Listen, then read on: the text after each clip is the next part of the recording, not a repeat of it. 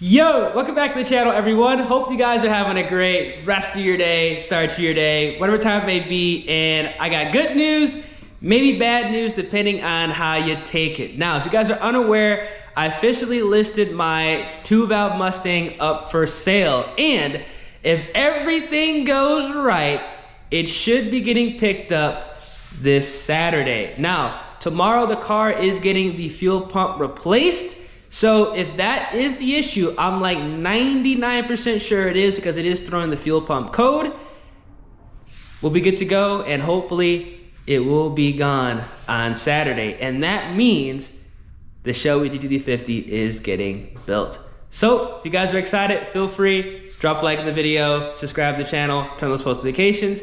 Let's go ahead and get a POV drive in so I can explain everything that's gonna go down. Let's get that cold start going.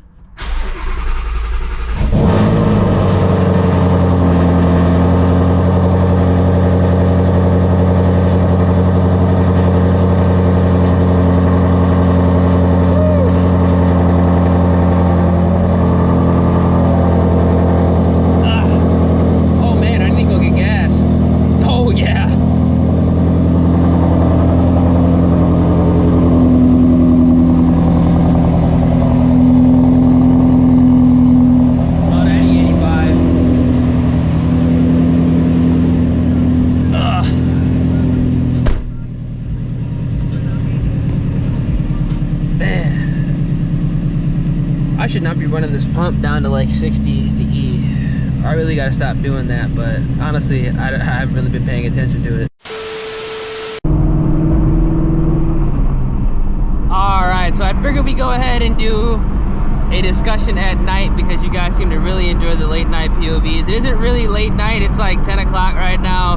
I got done what I needed to get done a little bit earlier today, thankfully. But yeah. Hopefully the 2-valve is picked up this weekend and we can go ahead and move on with the Shelby GT350 build.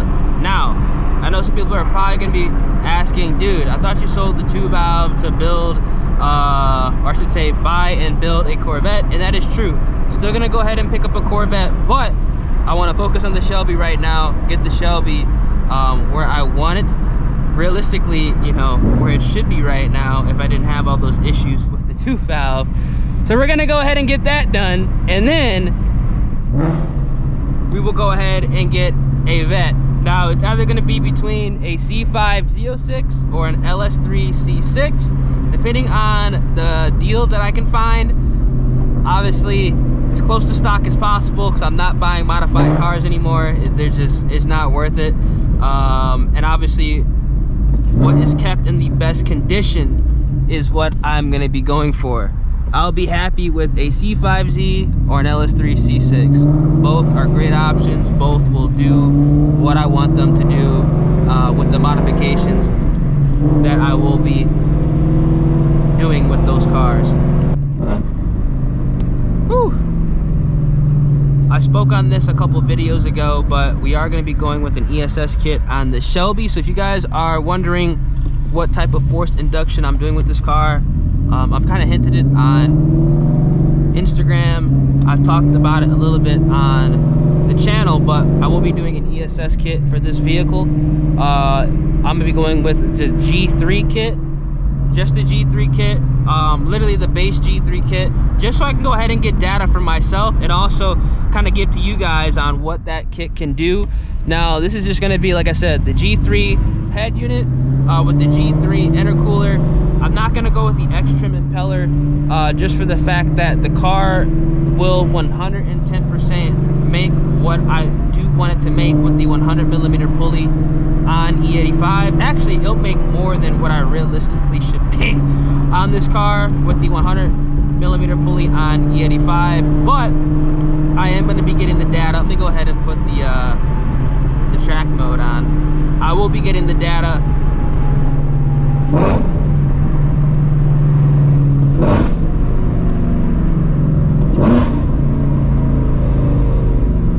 with the 120mm pulley on 93 first, with either the booster pump setup or just an upgraded pump in tank. Now, I'm probably gonna go ahead and do an upgraded pump in tank, or go ahead and buy another stock pump and then do a booster pump setup, just for the fact that this pump has been ran down to E quite a few times.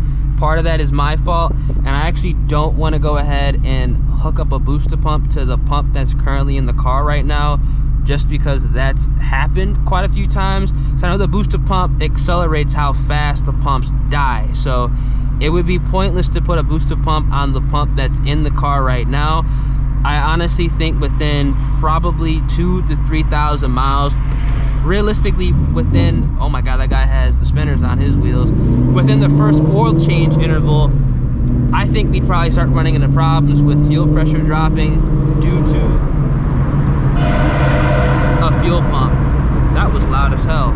So I'm not even gonna waste my time with that. Now, the other option is to just go with a return style fuel system, but I really want to get the data on 93. I want to know what this car can do with the G3 setup on 93, because if I go ahead and do the return style fuel system, which would be the 4 triple pump fuel system, I'm not putting it on 93. You know, there'd be absolutely no point to do that. So I kind of want to see what it would be like on 93, and then, you know, after like a month or two, put it on E85 and then pulley it down to the 100mm pulley and see what it does. Now I think with the 100mm pulley on E85, this car is going to make high 800s, low 900 wheel. It could make more. I'm not 100% sure. There literally is zero data out there. I'm literally going to be like one of the first, if not the first person on YouTube to go ahead and share this information. So I don't really know exactly what it's going to do, which is kind of why I'm taking this in baby steps, because on 120 on 120mm pulley on 93, it's gonna make like 750, somewhere around there. I don't really care how much it makes. I know it's gonna make in that area. And then on E85 with that same pulley, it should make right around 800, high 7, you know, low 800 wheel. And then with that 100mm pulley on E85, you know, that's rated for 15 psi. So considering the fact this car revs to 8250, that 15 psi I believe is rated at like either 76 or 78. So it really could make like 17, 18 pounds of boost. That really could be like 950, 1,000 of the tires, which again, I'm not really too worried about it, because I know people out here in Houston that have GT350s, Gen 1 motors, Gen 2 motors that are making 1,100 to the tires. So I'm not really worried about 100mm pulley on this car, you know, pushing realistically probably closer to 17 pounds. But just for the fact that that's a clean Coyote right there. Just for the fact that I'm not really one to go ahead and jump into something that I'm not really familiar with. It would be very foolish for me to go from the horsepower this car makes right now to like, let's say 900, 1,000 wheels.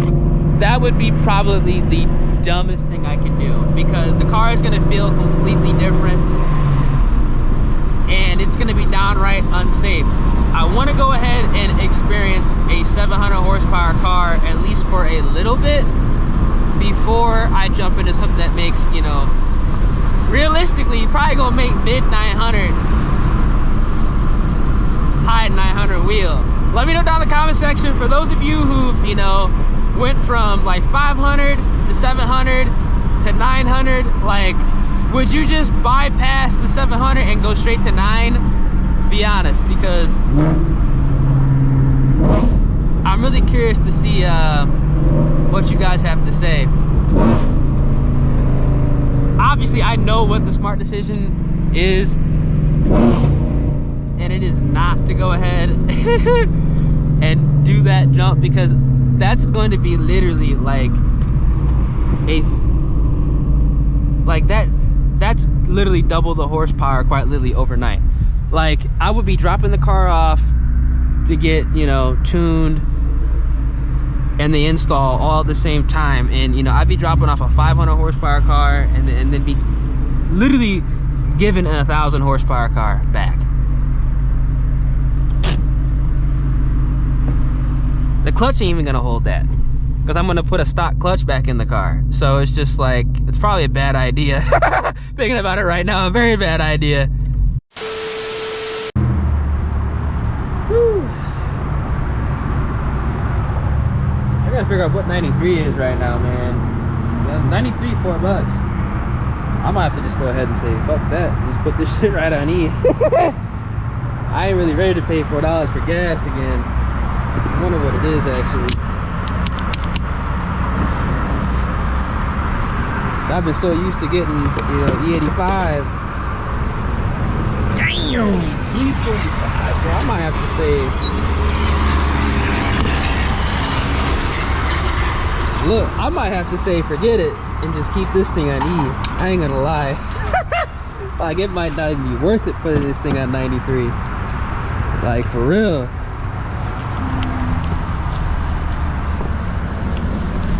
Watch, I put this thing on 93 and it runs like 760 to 130. I swear to God, this thing will be back for the fuel system install within like a week.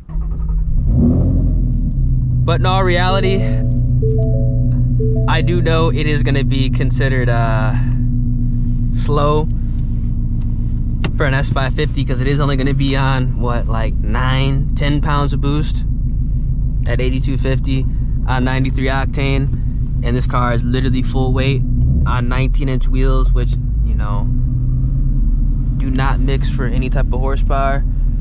So we'll see. I do want to get the data though, because like high 6s, low 7s is kind of what, you know, the Pro Charger and the Vortec kits are running, same PSI.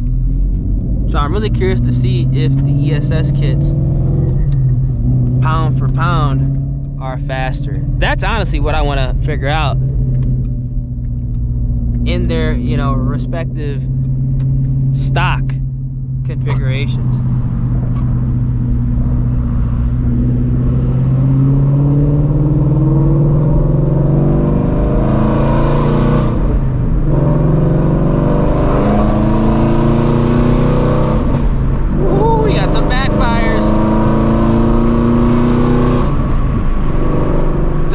That's going to be going down is I'm going to be swapping out obviously the clutch, but I'm doing the shifter as well. We're going to go with the MGW short throw shifter. That should go ahead and get rid of that shifter rattle. I know some of you guys who have, you know, the 16 through the 18 models have the rattle as well. I'll let you guys know if the MGW fixes that, because if it does, in my personal opinion, it will be technically worth upgrading to, because in theory, the MGW should feel a lot better than the stock unit. The stock unit feels perfect. It feels real good. I have no complaints, but there really is no way to fix that shifter rattle besides going ahead and completely ditching the stock unit. So hopefully that fixes it. And, you know, at the very least, we'll have a better, you know, shifter feel. It should be tight, and it's going to overall make, you know, shifting, downshifting, rev matching a hell of a lot better. And since the car is getting boosted, it just makes sense to go ahead and just make driving the car and doing, you know, everyday tasks a lot easier. We got a lot of traffic. What the hell, man? I don't know what the heck going on.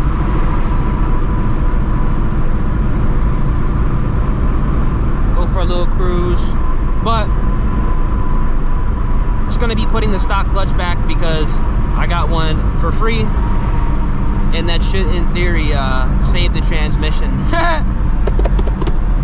You know, knock on the plastic in the interior, because right now there really is no options for built 3160s, and I don't want to put a T56 Magnum in this car. That's gonna throw off the ratio, and honestly, like, I like the 3160. It feels good. I like the RPMs the car is at, you know, within the respective gear and speed. Ooh. Because like at 60 miles an hour, at 60, I'm like right at like 4,300, which is not really bad, especially if the car is boosted. But obviously, since we got the 8250 RPM red line, you know, those second gears are going to be hitting with this car. So hopefully it hooks up. I'm praying it hooks up, man. I'm praying it hooks up, because I will be getting rid of the Mickey Thompson ET Street SS's. These tires will be gone when this car is boosted. I will be switching to, I'm honestly considering going ahead and going with the Nitto R2s that I have on the 99. But I'm also considering going ahead and putting the ET Street R's on the 19s.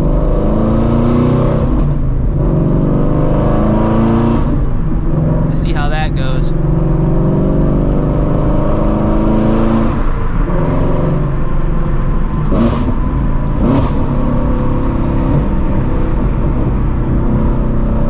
I literally hear this damn thing rattling right now.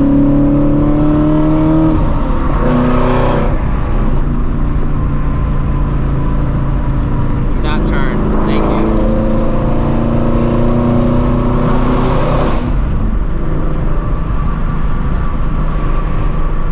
So we'll see how that goes. Let me know down in the comment section, for those of you who have GT350s or GT500s, what rear tires are you guys running, man? I know a lot of people like the R2s. I'm probably gonna go with the R2s just because I know for a fact those will work, and I've seen testimonials and I've heard testimonials that those are some good tires. But I kind of want to check out the ET Street R's as well. But I have doubts with the 19s with the ET Street R's. Now, something else I'm gonna be doing as well, which I know for a fact there is little to no data on this. I am going to be swapping out the rotors for some carbon ceramic rotors, some lighter carbon ceramic rotors, to reduce some of the rotational weight. Now, this should make a significant difference, 60 to 130 with this car. It probably won't make that much of a difference for the quarter mile. I'm not really too worried about the quarter mile with this car. I mean, honestly, I don't really care what this thing does, you know, for the quarter mile. It's going to be on 19s for a while, so I don't really care. I like to have like a street car. So I'm really curious to see with the carbon ceramic rotors. I know that makes a huge difference on the GT500s. So what's to say that it doesn't do the same for the Shelby GT350? I think that's going to be huge. Because I really don't want to give up the Brim Bros. I really don't. I don't want to go to TBMs or something like that, even though they look badass on this platform. I ain't gonna cap. I thought it would look funny with the wider fenders, but ooh.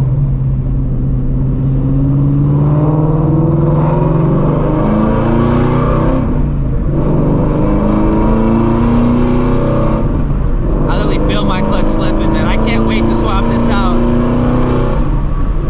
Oh my god, this car is gonna feel insane with a non-slipping clutch and boost. Oh my gosh, I cannot wait. It's gonna feel crazy. It's gonna feel crazy. Can't wait, can't wait. Can't wait, man. All right, hope you guys enjoyed the POV drive, but that is a plan for the Shelby GT350. Even if the 2-valve does not get picked up this weekend, I'm still gonna boost it. My mind has been made up. Now, again, we're gonna be installing the ESS G3 kit. We're gonna be getting the testing on 93 with the 120mm pulley.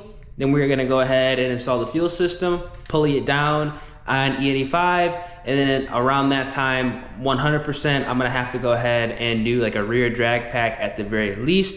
But I kind of want to go ahead and take the baby steps and not jump into something that makes like over 800 horsepower immediately, because, you know, I know myself, that would definitely be a very stupid decision. I need to go ahead and take, in intervals. I've experienced 400 horsepower cars, 500 horsepower cars, 600 horsepower cars.